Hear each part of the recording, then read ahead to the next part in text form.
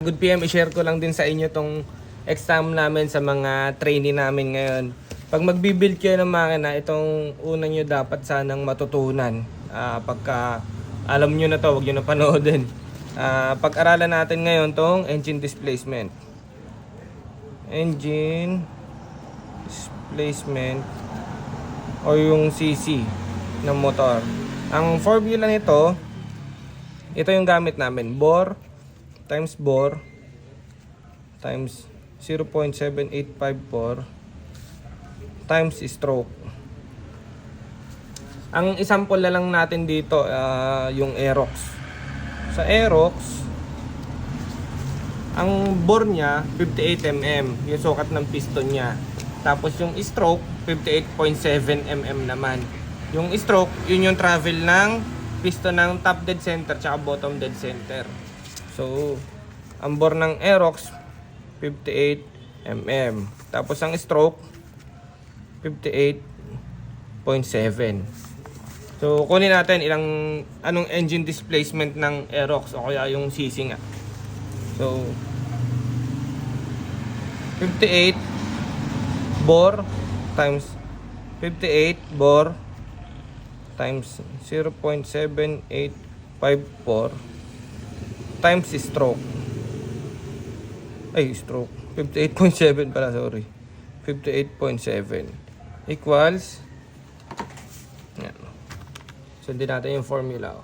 Bore times 0.7854 times stroke.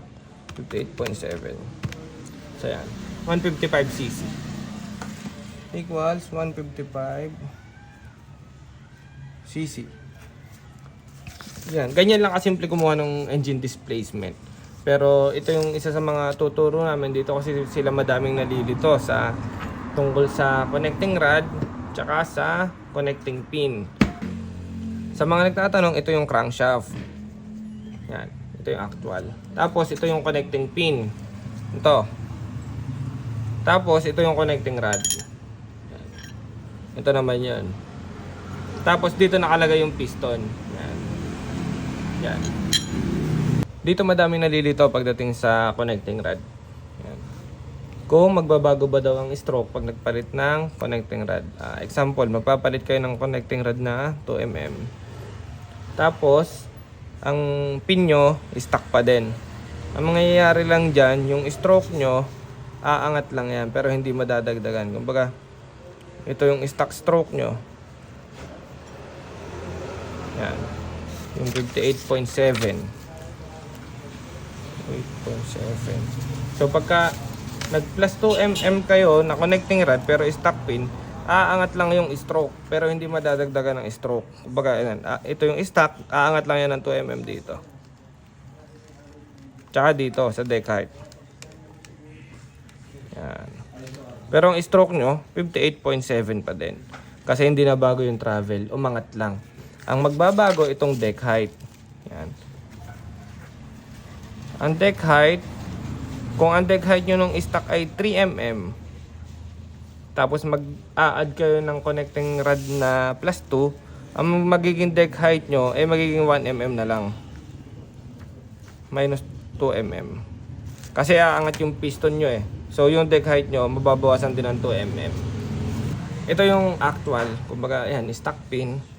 Tapos rod, kumari nagpalit ka mahaba na rod, yung pa rin, kahit anong ikot mo, yung pa din yung travel, humaba lang yung rod, pero hindi nag-adjust yung pin. So ang tanong, paano nga ba tumaas yung stroke? Ito ang kailangan natin palitan, itong pin. Yung pinakalagayan ng pin, naka-adjust na dito, paangat. Pero sa atin, para pinakamadaling paliwanag, ito, yung mga aftermarket na pin, yan. Tulad nito 1.5.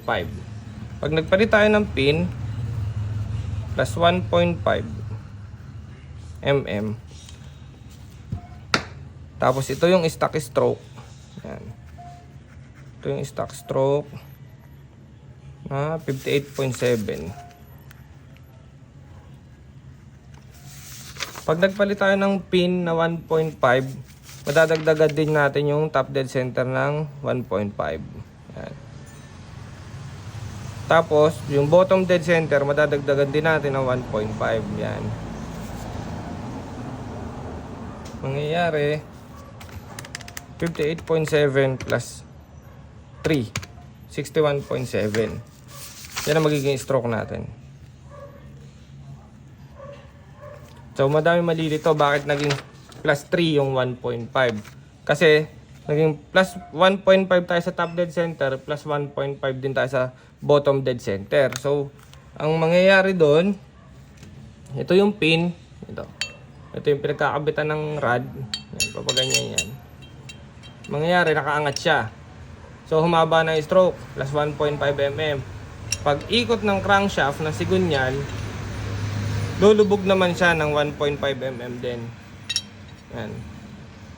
Dahil nito, yung 1.5 yan. Yan. Lulubog din siya ng 1.5. Kaya mangyayari, plus 1.5 sa top dead center, plus 1.5 din sa bottom dead center.